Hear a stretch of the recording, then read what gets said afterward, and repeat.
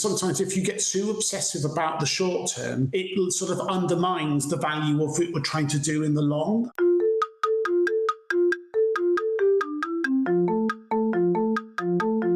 Are you a fitness-loving foodie? Then Defy Snacks is for you. Defy offers real, high-quality chocolate you love, combined with functional ingredients, giving you as much as 26 grams of protein per bag, so you can be both a little bit bad and a little bit good at the same time. As a female-owned brand, Defy dedicates a portion of its profits to other women-owned businesses. Currently sold in the US, you can find us on defy.snacks.com and follow us on social at Defy Snacks.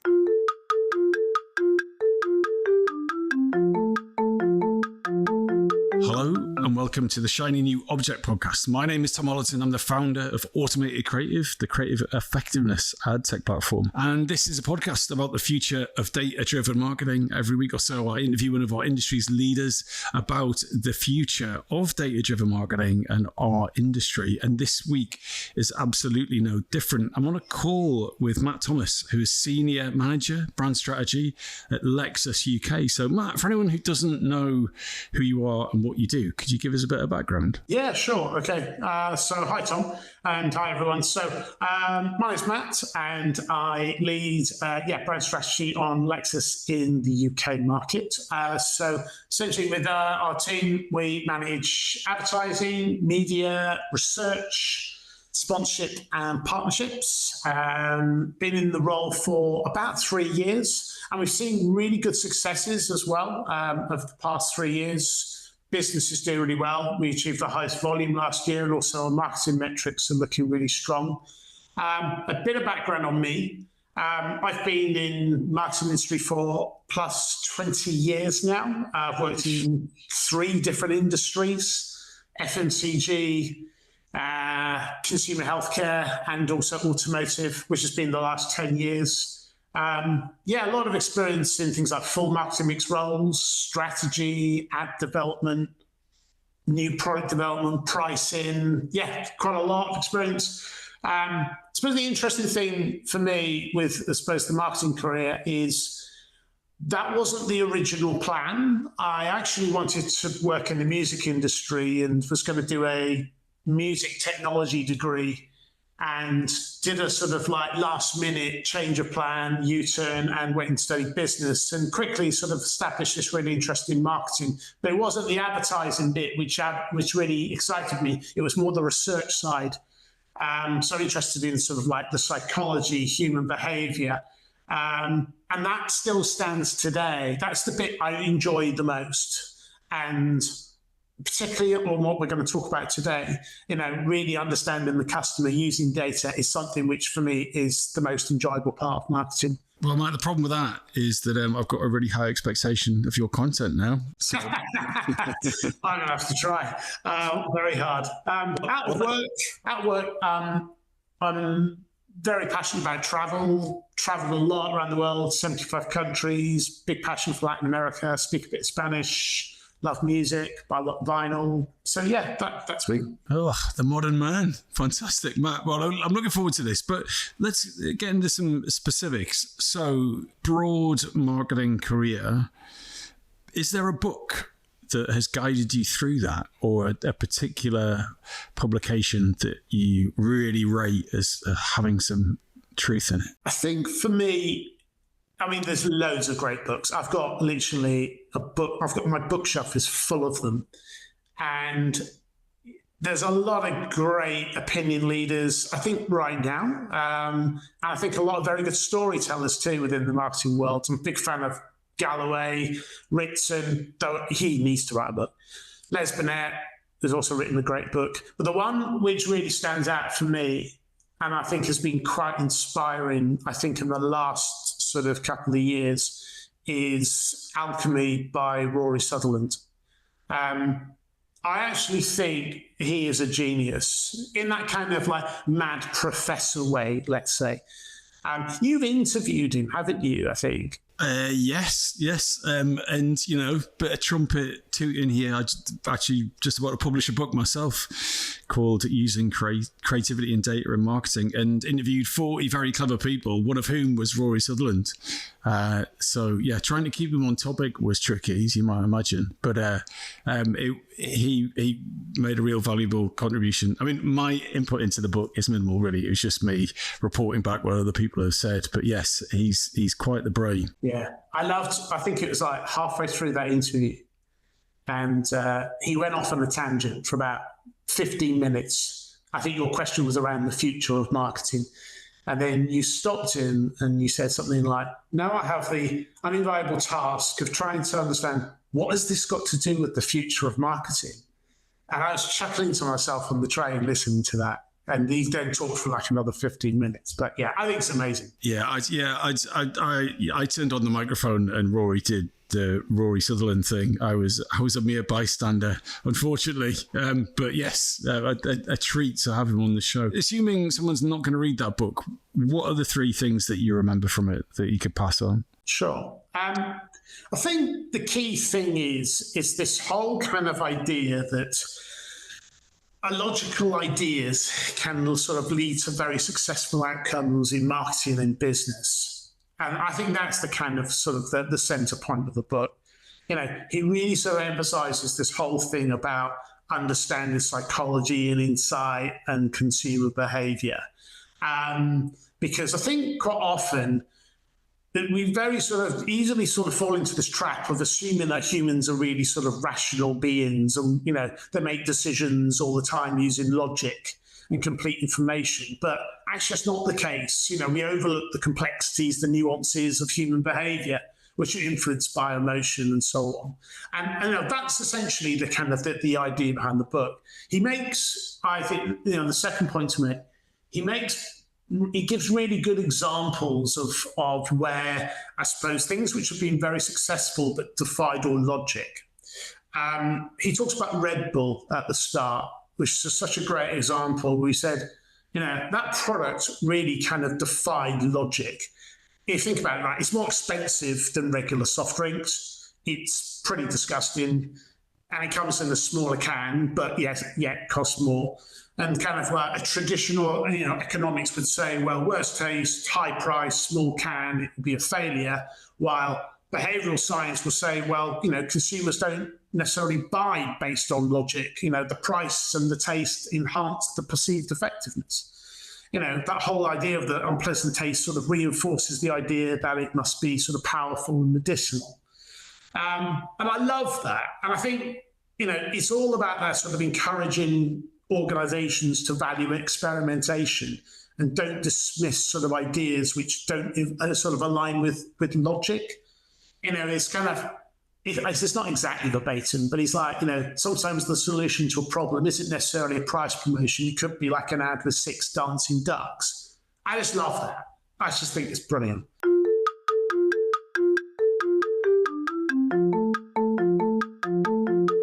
So yes, it's fantastic, right? And the reason it sticks out like a sore thumb is because it runs counter to the way our industry is set up at the moment, right? So I mean, I run a business which uses data and analytics to help brands and understand exactly what should go into their ads, right? So we're removing the guesswork and the subjectivity through huge data sets and AI and automation, right? So that's what we do. But yeah, I agree with what he's saying, but I guess my pet peeve of Rory Sutherland, if I'm allowed one, is like, well, how do you implement that, right? So that's a great story, but you know, you as Lexus, you can't come in and go, right, we're gonna have like a bright pink unicorn car with one wheel. Do you know what I mean? Like so how do you take that radical, like chaos can rule from behavioral psychology standpoint and sell that into a global organization like Lexus? God, that's such a hard question to answer. And it's a really good one. I think, you know, I don't think it's saying every decision you make has to kind of like defy all logic. I think it's sometimes about when you do have a business problem is that you sort of don't just go to the sort of the initial conventional, you know, solution and try and look at others and maybe find ways to then validate it. You know, I think in things like advertising, there are great examples in the industry where typically things would, you'd expect the conventional thing with, would always feature a product, but actually sometimes the best ads and so on don't even necessarily show the product. I think there's a good example. Is in something like Just Eat. They did a sponsorship or something. I'm trying to think. Was it Love Island? And it features like a lizard, but there's no reference to the product or the service whatsoever. But very, very successful. So I think there are ways to kind of prove it, but I agree with you. It's certainly challenging, particularly within quite sort of conservative businesses. So, Matt, we are in very ethereal territory here around what makes great advertising and behavioural science and lizards, but this is a podcast about data-driven marketing. So I am going to pull you back from the brink and ask you a very pointed question. What is your best bit of advice for someone who wants to be a better data-driven marketer? Okay. Right, so I think there's a kind of common misconception in the industry that data-driven marketing is just about digital marketing. And obviously, like digital channels, paid media, CRM, social searching, they obviously naturally generate a lot of measurable data. But I think sometimes this misconception, David, sort of dangerously overlooks the sort of broader strategic power and application of data within marketing, right? One of my pet hates, I think, sort of in the last sort of few years, and I've sat through countless presentations from agencies where, when they talk about data-driven marketing, it's always accompanied with this kind of imagery which kind of resembles the film The Matrix or something really futuristic. And again, it sort of, for me, it sort of reinforces this notion that it's only digital. But I think this is really misleading, because actually data should inform literally not just the tactics, but literally everything within, I suppose, the kind of like the brand management process, right? Let me give you an example. So if you think about, I suppose, understanding customers and sort of diagnosing the market and stuff like that, you use quant data, you use brand tracking data to maybe segment a market, whether it's attitudinal, behavioural segmentation, identify clusters of customers which have certain needs. Strategy-wise, you have brand tracking data to define your objectives. Lexus, like we have like a primary objective, a secondary one. I think even on like brand positioning, you need the data to actually define which two attributes, for example, you want to create relative differentiation into a market. And they're strategic things. This is way before you even get to sort of tactics. And I think in sort of tactic-wise, we do a lot of marketing mix modeling at Lexus. We use data to define, for example, what's the right media mix when we launch a new product. So I guess for me, it's this. Sometimes I think there's this sort of danger that we think it's just very sort of digital, and I think that limits its strategic value. I'm not saying that digital is not important. Of course it is, but I sometimes think that we look at it quite narrowly, and I think we need to think much broader.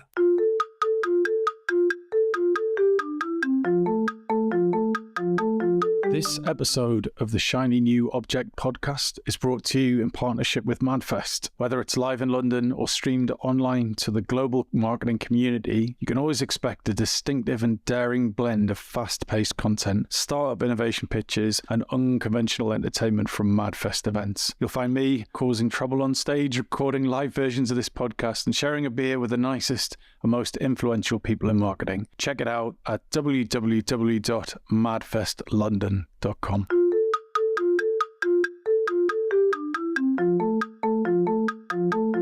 Yeah, I think I definitely picked that up in doing the research for the the book I was just mentioning, that, I mean, even myself, I went in thinking I'm writing a book about data-driven marketing, and I thought it was all going to be ones and zeros. But as I started speaking to people, I was like, no, that's not it at all. There's a lot of ones and zeros, but they do not capture so much stuff. And if you chat to one Lexus customer or potential customer, that is data. That audio recording or the sketches in your notebook or whatever, that is data. It's not in a dashboard. It's not in a spreadsheet. It's not available at the click of a button, but it has a whole lot of meaning in it that digital data can never have. Yes, exactly that point. So that's kind of how I see it. I think there's another point I think is worth making as well, is that I think sometimes that, there's a risk that data should inform and not dictate. Because I think sometimes we have to be really careful that we don't sort of overreact to short-term data signals, right? Because I think you can, from that, actually drive very sort of poor strategic decisions. And I think, and I get it, there's always the urgency on, is something working and everything like that. But I think we can overemphasize kind of short-term metrics like conversions too much and not appreciate, the brand effects actually do take time. And sometimes if you get too obsessive about the short term, it sort of undermines the value of what we're trying to do in the long and in brand investment. I can really sort of relate to that at Lexus, where, we've really shifted so much of our investment into the long. And, it takes time. And so I think that's it's a watch out. It's the Burnett and Field long and short position, isn't it? And once again, Peter was in the book and had a fascinating discussion. He was very apologetic. He was like, "Look, Tom, I'm going to say some really negative things about performance marketing. So I know that's the world in which you operate." And I was like, "Come on, let's have it." And he was saying, like, there just isn't. Well, he didn't say this specifically, but what I took from it is that there isn't really anything. There isn't a performance ad. There isn't a brand ad. Some brand ads drive performance. Some performance ad drive or push brand metrics down, right? So, and a performance ad will work a lot better if there is a brand in the background to support it, right? You're not going to go and buy a car that you've never heard of. I mean, you might, but that's a tiny market, right? So it's But yet our industry, like you'd have a performance team and you have a brand team and you have a performance metric and you have a brand metric, and they can be in different offices or different countries with different objectives. So I agree with you. But we're short on time now. We haven't got to your shiny new object yet. You've got me chatting on I've lost control of this interview in a good way. So your shiny new object is a mindset of continuous improvement. So what do you mean, and why is that a shiny new object? Okay, so let me explain what I mean, right? So Lexus, right, we're a Japanese company, and we follow this principle of kaizen. You may have heard about this, right? So it's not necessarily about making big strategic shifts overnight, but it's about the sort of continuous improvements you make literally right across the marketing mix. If I think about it, right, we rarely make decisions without data. I mean, it literally drives everything. And I suppose, why is this my shiny new object? I think it's a shiny new object because I think as a business, this is a big topic for us, the whole thing of data-driven marketing. And I think it's very important to kind of emphasize to, the business that actually this isn't the case of just collect lots of data and we're not sure what we're going to do with it. It's about being very clear in terms of what you're going to achieve with it. And I think this principle of kind of stating, right, this is about constant learning and constant improvement, whether that is what you're doing on product or what you're doing in comms. I think for me, that's why it's the shiny new object. It's to kind of emphasize to the business that, it's not just like, we just get all the data into a box and we kind of do something with it. It's about, there's a reason and there's a principle behind it. And that's why, as I call it, my sort of shiny new object. Does that make sense? It does, yeah. I've caught myself doing some real marketing bullshit recently, so not for the first time. But there's the 3 Ds, right? There's data, decks, and dashboards, right? Where actually what you need, the 4th D, is a decision, right? If those 3 Ds aren't driving a decision, then it's just a waste of time. And I was interviewing Perla Bloom, who is Expedia, I think, she was at EA, and she was saying, unless your data inspires a creative person or inspires a decision, then it's redundant. Like, I'm sure it's someone's job to pull together data, like an analyst. But if the analysis doesn't inspire you to go, right, brilliant, let's go do that, then it's redundant. So tell me, like, I get the principle of kaizen a bit, but and I understand it, how it works from a manufacturing perspective, but could you give me an example of how it works in marketing specifically, whether like a previous role? I don't need to give anything away, but like how could you, someone who goes, right, well, I'm going to copy Matt, what's the kind of the Matt 3 steps of making this work? Okay. I don't know if it's 3 steps, but I'll talk about Lexus. Okay, right. Our goal for Lexus in the UK is about building salience in the UK market. That's being more top of mind in a buying situation, yeah? And I mean, just give the context on that. The data which we see, right, kind of tells us that people know we make cars. Prompted brand awareness is really strong. It's like 99%. But when people come into the market, we're not as top of mind as we'd like to be, particularly when you compare with, like, the German competitors and so on. So where does this sort of mindset come in terms of continuous improvement? It's a case of like looking at sort of your marketing in phases. It's kind of, you do something, you see a result, you learn from it, and then you move on to the next one. So for example, we use, we spend a lot of money on TV still. And we constantly test creative. We use this company, System One, you may be aware of. We do a lot of pre-testing, and one of the metrics within that pre-test is called fluency. It's about the accuracy, the speed of brand recognition. And we know that's really important for salience. So each time we do pre-testing, we're trying to learn in terms of how can we improve it next time. For example, in the other projects we do within the brand, they work in phases. We've launched a huge tennis sponsorship over the last couple of years.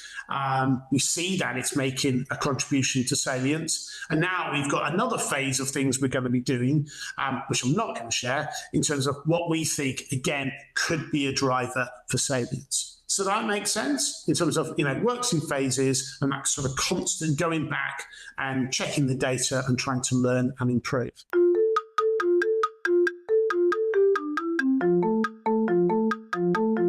So how do you know you've got the right data?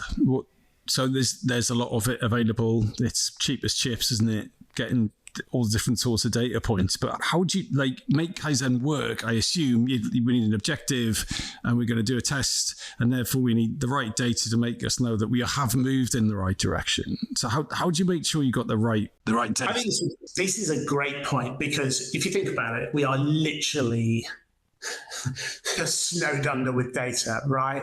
And which data do you actually use? My advice would be that if you're really clear on your objectives, then there would be KPIs which would sit onto that. So that should inform what data you look at. If you don't have a kind of clear objective and strategy, then I think you will be in trouble and you just don't know which data sets to look at. I think it does help when you're really clear on what you want and the strategy is very clear. You quickly get to see what things you don't need to look at and what you do. So what are the problems with implementing this Kaizen approach? Does it not work for the kind of wily creative person that just wants to do something because it feels right? Or is it something that you talk about in the interview process? Or where does it get stuck? I don't think it should inhibit creativity. I think it's about in some ways, I think it should actually help creativity, because if you're constantly in tune in terms of how things are performing, then that should actually really help you. if you're not clear on where you're looking or on which data sets are right, then I think, you're all over the place. But as I say, I don't think it should inhibit creativity or stifle it at all. Matt, this is really frustrating, but we have very quickly come to the end of this podcast. So I would love to carry on this conversation. I bet there's other people listening to this thinking, I've got a word or two to say to Matt. So where can they get in touch with you, and what makes a message that you will actually reply to? Okay. Well, I'm on LinkedIn. Just search Matt Thomas at Lexus. I suppose for me, keep it short, keep it relevant, and I'm always interested to have a chat. Brilliant. Matt, thank you so much for your time. No worries. Well, thanks, Tom.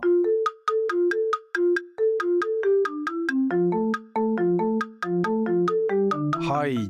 Just before you go, I'd really appreciate it if you could take the time to write a review of the Shiny New Object podcast on Apple Podcasts or iTunes, whatever it's called these days, or whichever podcast provider you use. We're an indie podcast, so it would go a long way for us if you could just share the word and give us a bit of a support on those channels. That would just be fantastic. If you haven't got time, that's also cool. And if you could tell your colleagues about the podcast, and also, if possible, don't forget to subscribe. And I'd love to hear your feedback. If you'd like to speak on the podcast or be a guest, or you think I'm asking the wrong questions, anything, I'd be super interested to hear what you think. So please email me at tom@automatedcreative.net. That's TOM at, I'm not going to bother spelling it. Anyway, you'll work it out. Thanks so much.